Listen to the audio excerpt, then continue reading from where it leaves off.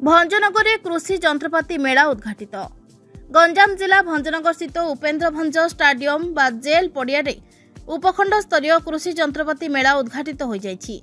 एही मेला 14 तारिख पर्यंत चलिब। भंजनगर उपजिलापाल श्री अनिल कुमार सेठी अध्यक्षतार अनुष्ठित उद्घाटन उत्सव में मुख्य अतिथि भाव मान्यवर राज्य मत्स्य और प्राणी संपद विभाग मंत्री श्री गोकुलानंद मल्लिक जोगदे उपखंड स्तरीय कृषि जंत्रपाति मेला को उद्घाटन करथिले।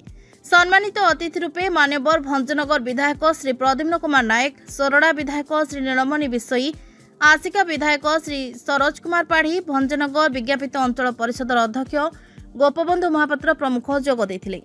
ग्रामांचल चाषी अर्थनैतिक विकास हेले राज्यर विकास हेब।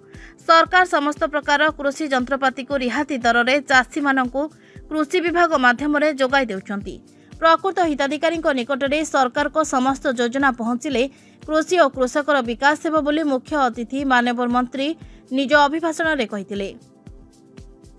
भंजनगर सुनील कुमार गौड़ को रिपोर्ट, नाउ ओडिशा।